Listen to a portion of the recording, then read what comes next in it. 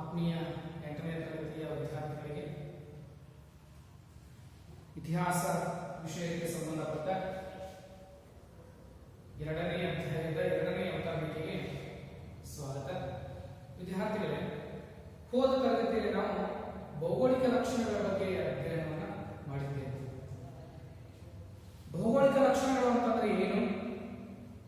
ಭಾರತ ಭೌಗೋಳಿಕವಾಗಿ ಯಾವ್ಯಾವ ಸ್ಥಾನದಲ್ಲಿದೆ, ಭಾರತವು ಎಲ್ಲ ರಾಷ್ಟ್ರಗಳ ಜೊತೆಗೆ ಗಡಿ ಸಂಬಂಧವನ್ನ ಹೊಂದಿದ್ದವು ಅನ್ನುವುದನ್ನು ನಕ್ಷೆಯ ಮೂಲಕ ನಾವು ತಿಳಿದುಕೊಂಡಿದ್ದೇವೆ. ಅದರ ಮುಂದುವರಿದಂತಹ ಭಾಗ ಚರಿತ್ರೆ ಪೂರ್ವ ಭಾರತದ ಬಗ್ಗೆ ನಾವು ಇಂದಿನ ತರಗತಿಯಲ್ಲಿ ಅಧ್ಯಯನವನ್ನ ಮಾಡೋಣ. ಈ ಚರಿತ್ರೆ ಪೂರ್ವ ಭಾರತ ಅಥವಾ ಪ್ರಾಗೈತಿಹಾಸಿಕ ಕಾಲ ಅಂತ ತಿಳ್ಕೊಂಡು ನಾವೇನ್ ಮಾಡಬೇಕು ಅಂತಂದ್ರೆ ಮೊದಲೇ ಕರಿತೀವಿ. ಹಾಗಾದ್ರೆ ಏನಿದು ಪ್ರಾಗೈತಿಹಾಸಿಕ ಕಾಲ ಅಥವಾ ಚರಿತ್ರೆ ಪೂರ್ವ ಕಾಲ? ಪ್ರಾಗೈತಿಹಾಸಿಕ ಕಾಲ ಅಂತಂದ್ರೆ ಏನು ಪ್ರಶ್ನೆ ಸಾಮಾನ್ಯವಾಗಿ ನಮ್ಮೆಲ್ಲರ ತಲೆಯಲ್ಲಿ ಉಂಟು. ಹಾಗಾದ್ರೆ ಈ ಪ್ರಾಗೈತಿಹಾಸಿಕ ಕಾಲ ಅಂತಂದ್ರೆ ಮಾನವರು ಲೇಖನ ಕಲೆಯನ್ನ ಕಂಡುಹಿಡಿಯುವುದಕ್ಕಿಂತ ಹಿಂದಿನ ಕಾಲವನ್ನ ನಾವು ಪ್ರಾಗೈತಿಹಾಸಿಕ ಕಾಲ ಅಂತ ಕರೀತೀವಿ. ಮಾನವರು ಲೇಖನ ಕಲೆಯನ್ನ ಅಥವಾ ಬರವಣಿಗೆಯನ್ನ ಕಂಡುಹಿಡಿಯುವುದಕ್ಕಿಂತ ಹಿಂದಿನ ಕಾಲವನ್ನ ನಾವು ಪ್ರಾಗೈತಿಹಾಸಿಕ ಕಾಲ ಅಂತ ಕರೀತೀವಿ. ಹಾಗಾದ್ರೆ ಚರಿತ್ರೆ ಪೂರ್ವ ಕಾಲ ಅಂತಂದ್ರೆ ಏನು? ನಾವು ಬರವಣಿಗೆಯನ್ನ ಕಂಡುಹಿಡಿಯುವಂತಹ ಸಂದರ್ಭದಲ್ಲಿ ನಮಗೆ ಲಿಖಿತ ದಾಖಲೆಗಳು ಸಿಗದೇ ಇರುವುದನ್ನ ನಾವು ಚರಿತ್ರೆ ಪೂರ್ವ ಕಾಲ ಅಂತ ಕರೀತೀವಿ. ಮೊದಲನೇ ಗೊತ್ತಿರಬೇಕಾದ ಪ್ರಾಗೈತಿಹಾಸಿಕ ಕಾಲ ಅಂತಂದ್ರೆ ಏನು ಅಂತಂದ್ರೆ ಮಾನವರು ಲೇಖನ ಕಲೆಯನ್ನ ಕಂಡುಹಿಡಿಯುವುದಕ್ಕಿಂತ ಹಿಂದಿನ ಕಾಲವನ್ನ ನಾವು ಪ್ರಾಗೈತಿಹಾಸಿಕ ಕಾಲ ಅಂತ ಕರೆದ್ರೆ, ಈ ಲೇಖನ ಕಲೆಯನ್ನ ಕಂಡುಹಿಡಿಯುವುದಕ್ಕ ನಮಗೆ ಲಿಖಿತ ದಾಖಲೆಗಳು ಸಿಗದೇ ಇರುವುದಕ್ಕ ನಾವು ಚರಿತ್ರೆ ಪೂರ್ವ ಕಾಲ ಅಂತ ಕರೆದಿದ್ದೀವಿ. ಹಾಗಾದ್ರೆ ಈ ಕಾಲಘಟ್ಟವನ್ನು ನಾವು ಅಧ್ಯಯನ ಮಾಡಿದ್ದಾದರೂ ಹೇಗೆ ಎಂಬ ಪ್ರಶ್ನೆ ನಮ್ಮೆಲ್ಲರ ತಲೆಯಲ್ಲಿ ಮೂಡುವುದು ಸಹಜ. ಹಾಗಾದ್ರೆ ಈ ಕಾಲವನ್ನ ಕಂಡುಹಿಡಿದವರು ಯಾರು, ನಾವು ಕಂಡುಹಿಡಿಯೋದಕ್ಕೆ ಹೇಗೆ ಸಾಧ್ಯವಾಯಿತು ಅಂತಕ್ಕಂಥ ಪ್ರಶ್ನೆ ಮೂಡಿದಾಗ ಈ ಪ್ರಾಚ್ಯ ಶಾಸ್ತ್ರಜ್ಞರು ಏನ್ ಮಾಡ್ತಾರಪ್ಪ ಅಂತಂದ್ರೆ ಆ ಕಲೆಯನ್ನ ಕಂಡುಹಿಡಿದರು. ಏನು?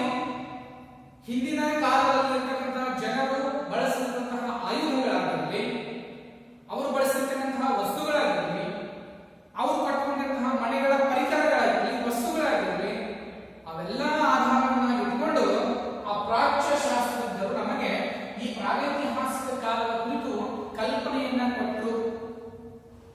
ಇಲ್ಲಿ ಆಗಿನ ಕಾಲದಲ್ಲಿರ್ತಕ್ಕಂತಹ ಆ ಜನರು ಬಳಸಿರ್ತಕ್ಕಂತಹ ಪರಿಕರಗಳಾಗಿ ಯಾವುವು?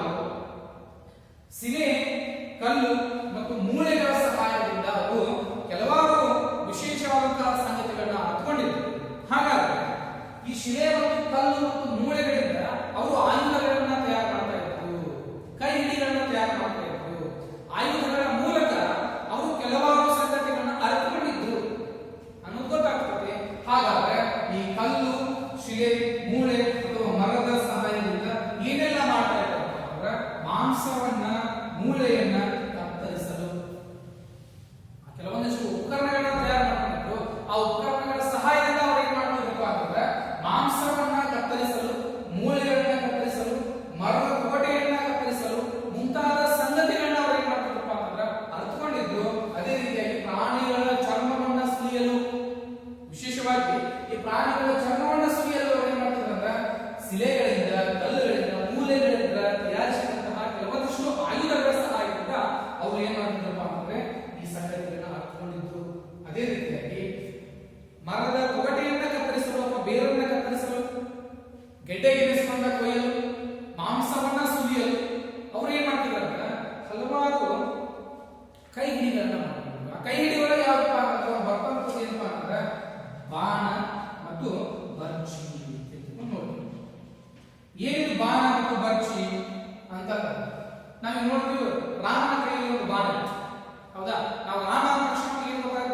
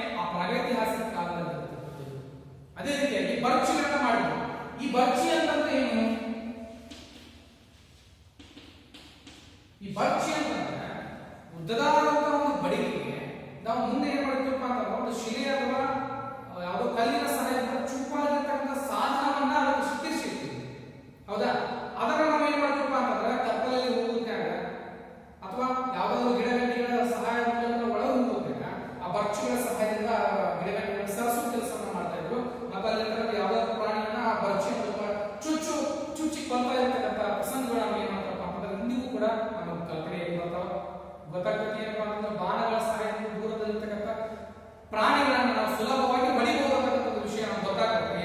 ಈ ಬರ್ಚಿಗಳ ಸಹಾಯದಿಂದ ಏನ್ ಮಾಡ್ತದೆ ಅಂದ್ರೆ ಪ್ರಾಣಿಗಳನ್ನ ಕೊಲ್ಲಲು, ಪ್ರಾಣಿ ದೇಹವನ್ನು ಸೀಳಲು, ಮಾಂಸವನ್ನ ಹರಿಯಲು ಏನ್ ಮಾಡ್ತದಪ್ಪ ಅಂತಂದ್ರೆ ಈ ಉಪಕರಣಗಳನ್ನು ಬಳಸ್ತಾ ಇರ್ತದೆ. ಈ ಎಲ್ಲಾ ಸಂಗತಿಗಳು ಪ್ರಾಚ್ಯ ಶಾಸ್ತ್ರದಿಂದ ನಮಗೆ ಈ ಸಂಗತಿಗಳ ಕುರಿತು ನಮಗೆ ತಿಳುವಳಿಕೆ ಬರ್ತದೆ.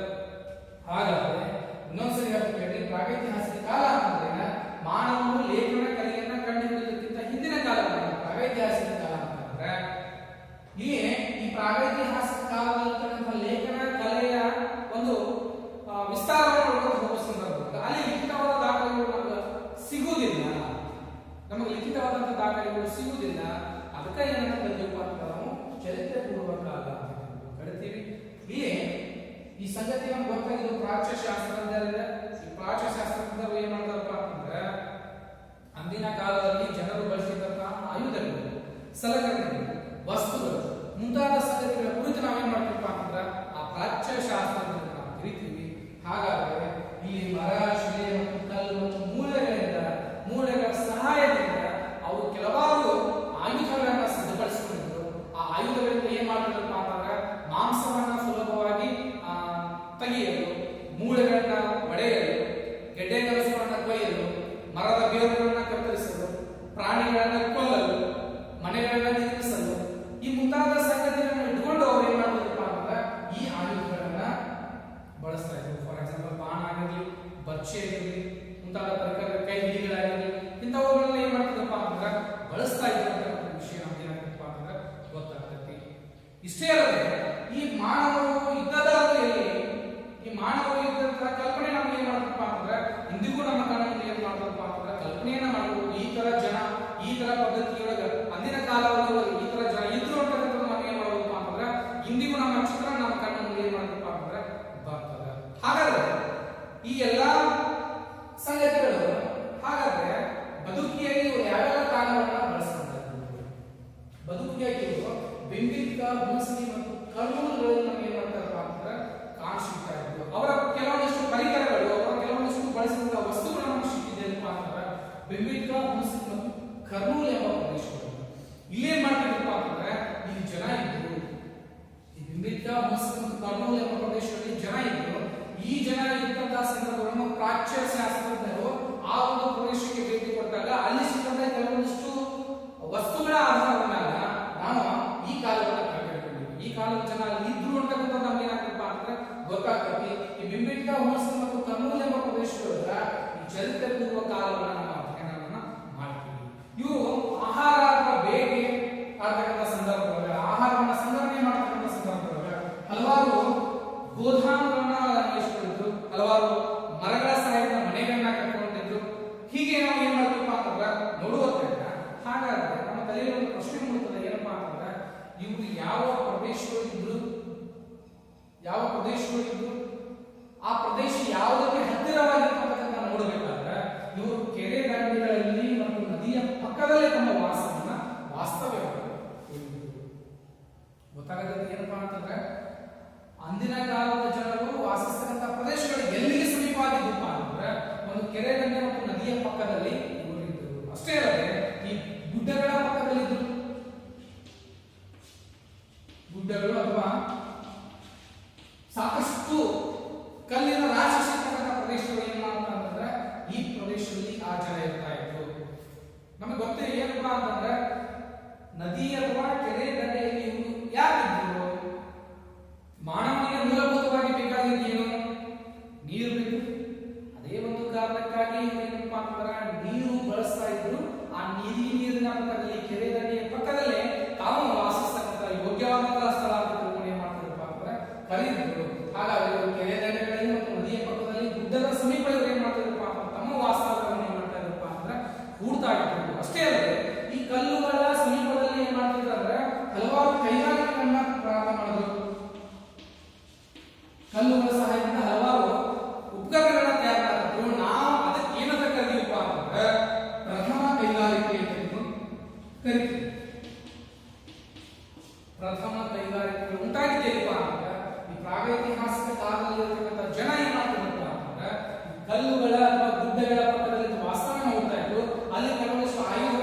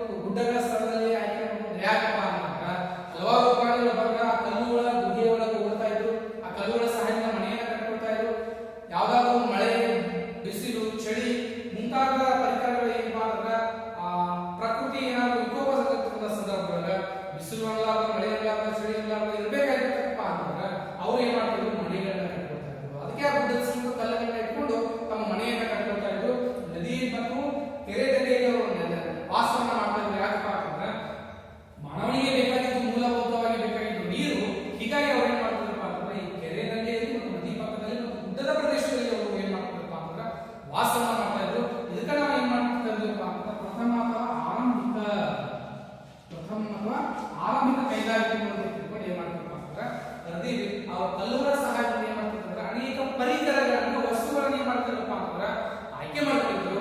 ಹೀಗಾಗಿ ನಾವು ಆರಂಭಿಕ ಕೈಗಾರಿಕೆಯನ್ನು ನಾವು ಈ ಒಂದು ಪ್ರದರ್ಶನದಲ್ಲಿ ಏನ್ ಮಾಡ್ತೀವಿ ಅಂತಂದ್ರೆ ಕಾಣ್ತೀವಿ. ಇಲ್ಲಿ ಇಷ್ಟೇ ಅಲ್ಲ, ಇವರು ಹಲವಾರು ರೀತಿಯಾದಂತಹ ಕೆಲಸ ಕಾರ್ಯಗಳನ್ನು ಕೂಡ ಮಾಡ್ತಾ ಇದ್ರು. ಏನಪ್ಪಾ ಅಂತಂದ್ರೆ ಬರವಣಿಗೆ ಗೊತ್ತಿರಲಾರ್ದಂತಹ ಕಾಲಗಳು ಅವರಿದ್ರು. ಹೀಗಾಗಿ ಅವರು ಬರವಣಿಗೆ ಗೊತ್ತಿಲ್ಲ ಅಂತಂದ್ರೂ ಕೂಡ ಅವ್ರು ಏನ್ ಮಾಡ್ತಿದ್ರು ಅಂತಂದ್ರೆ ಚಿತ್ರಗಳನ್ನ ಬಿಡಿಸ್ತಾ ಇದ್ರು. ಈ ಚಿತ್ರಗಳನ್ನ ಏನ್ ಮಾಡ್ತಿದ್ರು ಅಂತಂದ್ರೆ ಬಿಡಿಸ್ತಾ ಇದ್ರು. ಫಾರ್ ಎಕ್ಸಾಂಪಲ್ ಭಿತ್ತಿ ಚಿತ್ರ ಅಂತ ಭಿತ್ತಿ ಚಿತ್ರ ಅಂದ್ರೆ ಗೋಡೆಗಳ ಮೇಲೆ ಬಿಡಿಸ್ತಕ್ಕಂಥ ಚಿತ್ರವನ್ನ ನಾವು ಭಿತ್ತಿ ಚಿತ್ರ ಅಂತ ಕರೀತೀವಿ.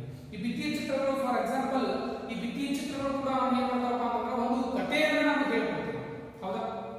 ಒಂದು ಉದಾಹರಣೆಯಾಗಿ ನೋಡಿದಾಗ ನಮ್ಮ ಸಮೀಪದಲ್ಲಿರ್ತಕ್ಕಂಥ ಒಂದು ದೇವಸ್ಥಾನ, ಕಳಕಟ್ಟಿ ಬಸವಣ್ಣನ ದೇವಸ್ಥಾನ, ಬಸವಣ್ಣನ ದೇವಸ್ಥಾನದ ಗುಡಿಯ ಪಕ್ಕದಲ್ಲಿ ಹಲವಾರು ರೀತಿಯಾದಂತಹ ಭಿತ್ತಿ ಚಿತ್ರಗಳನ್ನ ಬರಬಹುದು.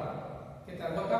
ಅಲ್ಲಿ ಅವರು ನಾವು ಕಂಡ ಹಾಗೆ ಅಂತಂದ್ರೆ ಬಸವಣ್ಣವರು ಮತ್ತು ಅಲ್ಲಮಪ್ರಭುಗಳು ಭೇಟಿಯಾಗತಕ್ಕಂಥ ಪ್ರಸಂಗ ಬಂದಿರುತ್ತೆ. ಒಂದು ಕಥೆಯನ್ನ ಹೇಳುವುದಾದ್ರೆ ಬಸವಣ್ಣವರು ಮತ್ತು ಅಲ್ಲಮಪ್ರಭುಗಳು ಭೇಟಿಯಾಗತಕ್ಕಂಥ ಸಂದರ್ಭ ಅಲ್ಲಿ ಚಿತ್ರ ಯಾವ ಇತ್ತಪ್ಪ ಅಂತಂದ್ರೆ ಒಂದು ಚಿತ್ರದಲ್ಲಿ ಬಸವಣ್ಣವರು ಏನ್ ಮಾಡ್ತಿದ್ರಪ್ಪ ಅಂತಂದ್ರೆ ಲಿಂಗ ಪೂಜೆಯಲ್ಲಿ ತೊಡಗಿದ್ರಂತೆ. ಆ ಒಂದು ಅರಮನೆಯೊಳಗೆ ಈ ಅಲ್ಲಮಪ್ರಭುಗಳು ಮನೆಯೊಳಗೆ ಪ್ರವೇಶ ಮಾಡ್ತಿದ್ರು, ಅರಮನೆಯೊಳಗೆ ಪ್ರವೇಶ ಮಾಡ್ತಾ ಇದ್ರು. ಆದ್ರೆ ಯಾವಾಗ ಅಲ್ಲಮಪ್ರಭುಗಳು ಬರ್ತಾರ ಅಂತಕ್ಕಂಥ ಸುದ್ದಿ ಬಸವಣ್ಣನಿಗೆ ಬರ್ತಾರ, ಅವರು ಲಿಂಗ ಪೂಜೆ ಭಂಗ ಆಗ್ತಾರೆ. ಲಿಂಗ ಪೂಜೆ ಮಾಡ್ಕೊಳ್ತಕ್ಕಂಥ ಸಂದರ್ಭ ಅವರು ಲಿಂಗ ಪೂಜೆ ಭಂಗ ಆಗ್ತಕ್ಕಂಥ ಗೊತ್ತಾಗುದಿಲ್ಲ.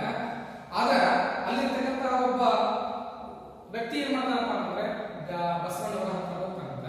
ಬಸವಣ್ಣವರ ಹತ್ರ ಹೋಗಿ ಹೀಗೆ ಅವರು ಬಂದಾಗ ಅಂತಕ್ಕಂಥ ಸುದ್ದಿ ಕೊಟ್ಟಾಗ ಬಸವಣ್ಣವರು ಒಂದು ವಿಶೇಷವಾಗಿರ್ತಕ್ಕಂಥ ಸಂಗತಿ ಹೇಳ್ಬೇಕಿದ್ರೆ ಏನಪ್ಪಾ ಅಂತಂದ್ರೆ ಬಸವಣ್ಣವರು ಒಂದು ಅರಿವೆಯನ್ನು ತಗೊಂಡ್ರು. ಅರಿವಿ ಬಟ್ಟೆ ಅಂತೀವಲ್ಲ ನಾವು, ಆ ಅರಿವೆಯನ್ನು ತಗೊಂಡು ಅದರೊಳಗೆ ಒಂದು ಇರುವೆಯನ್ನು ಹಾಕ್ತಾರೆ.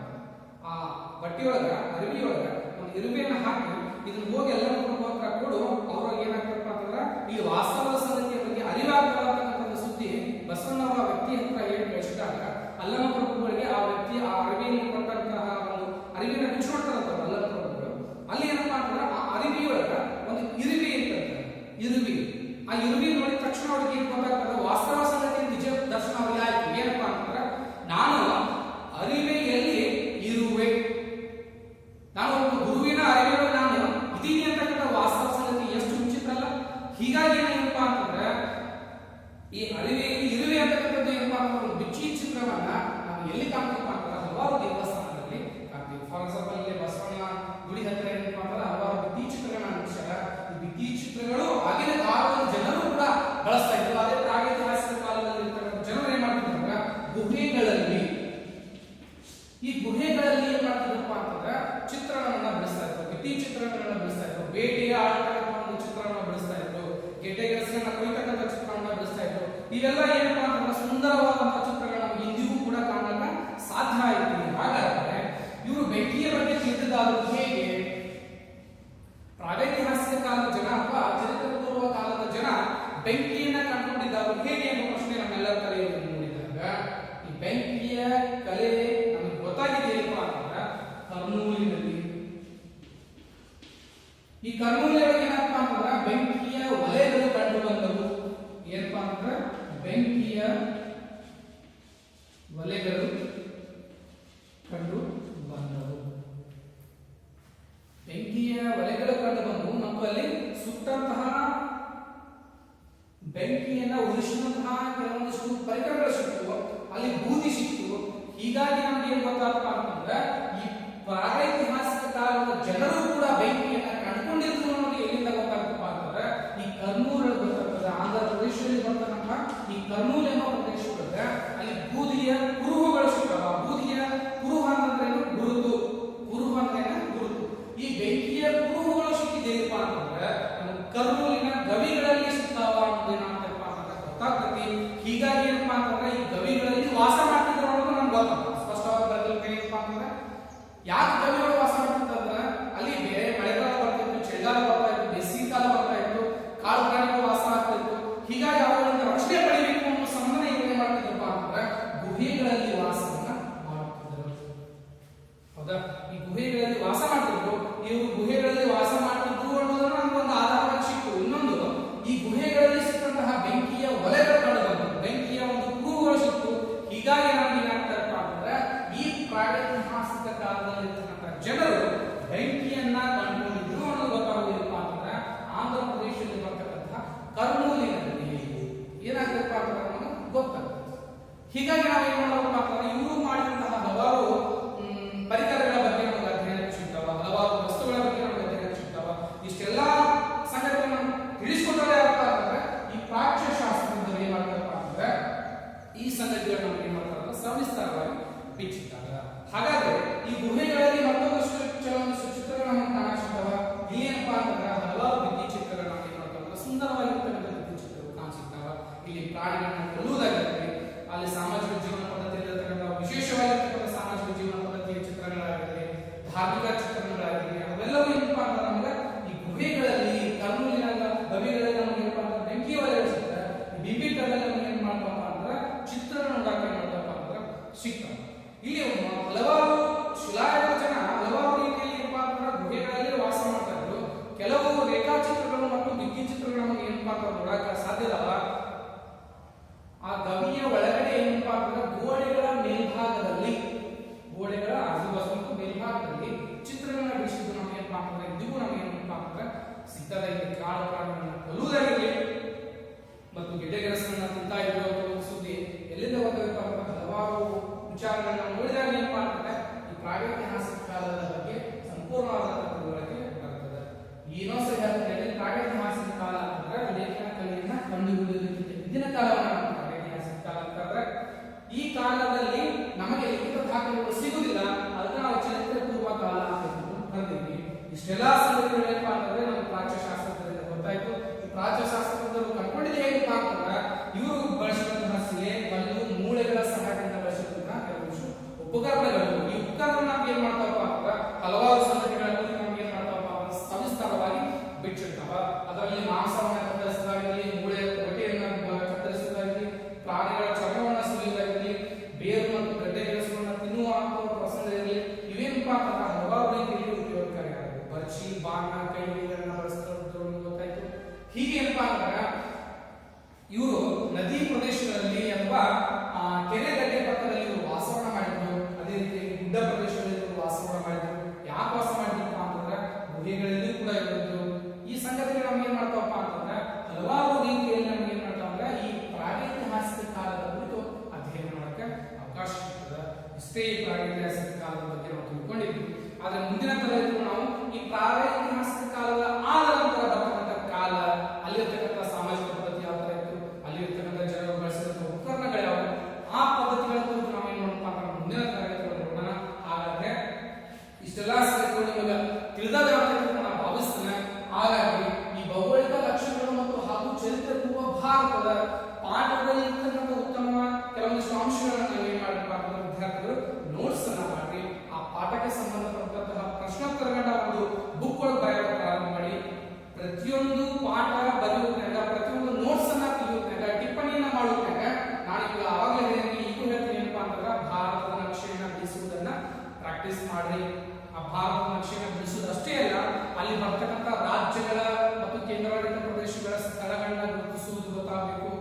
ಅದೇ ರೀತಿಯಾಗಿ ಬರೀ ಗುರುತಿಸುವುದಷ್ಟೇ ಅಲ್ಲ, ಆ ಪ್ರದೇಶಗಳನ್ನ ಗುರುತಿಸುವುದು. ಫಾರ್ ಎಕ್ಸಾಂಪಲ್ ಕರ್ನಾಟಕ ಅಂತ ತಕ್ಷಣ ದಕ್ಷಿಣ ಭಾರತದಲ್ಲಿ ಕರ್ನಾಟಕ ಬರ್ತದೆ ಅಂತ ತಿಳ್ಕೊಂಡ್ರೆ ಇಲ್ಲಿ ಬರ್ತಕ್ಕಂಥ ಕರ್ನಾಟಕದ ಕೆಲವೊಂದಿಷ್ಟು ವಿಶೇಷವಾದಂತಹ ಸಂಗತಿಗಳು ಯಾವಾಗಿದ್ದು ಒಂದು 10 ಸಂಗತಿಗಳು, ಇವತ್ತೊಂದು 10 ಸಂಗತಿಗಳು ಬರ್ತಾರೆ, ನಾಳೆ ಒಂದು 10 ಸಂಗತಿಗಳು ಬರೀರಿ.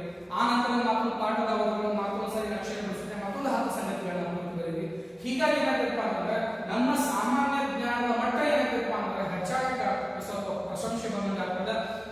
ಹೀಗಾಗಿ ವಿದ್ಯಾರ್ಥಿಗಳು ಏನ್ ಮಾಡಬೇಕು ಅಂತಂದ್ರೆ ಭಾರತ ನಕ್ಷೆಯನ್ನು ಸಂಪೂರ್ಣವಾಗಿ ಚಂದವಾಗಿ ಅಂದವಾಗಿ ಬಿಡಿಸುವುದನ್ನ ಪ್ರಾಕ್ಟೀಸ್ ಮಾಡಿ, ಸ್ಥಳಗಳನ್ನ ಗುರುತಿಸಿ ಪ್ರಾಕ್ಟೀಸ್ ಮಾಡಿ, ಈ ಪಾಠದ ಕುರಿತು ಟಿಪ್ಪಣಿಯನ್ನ ಬರೆಯುವುದನ್ನ ಪ್ರಾಕ್ಟೀಸ್ ಮಾಡಿ, ಪ್ರಶ್ನೋತ್ತರಗಳನ್ನ ಒಂದು ಕಡೆ ಸ್ಟೋರ್ ಮಾಡಿ, ಆ ಪ್ರಶ್ನೋತ್ತರಗಳನ್ನ ಬರೆದಿದ್ದನ್ನ ನನ್ನ ಪರ್ಸನಲ್ ನಂಬರ್ ವಾಟ್ಸ್ಆಪ್ ನಂಬರ್ ಅಲ್ಲಿ ನೀವೇನ್ ಮಾಡಬೇಕು ಅಂತಂದ್ರೆ ನನಗೆ ಹಾಕಿದಂತ ಮಾಹಿತಿಯನ್ನು ಹೇಳಿ ಈ ಕ್ಲಾಸ್ ನೀವು ಸ್ಟಾಪ್ ಮಾಡಿ.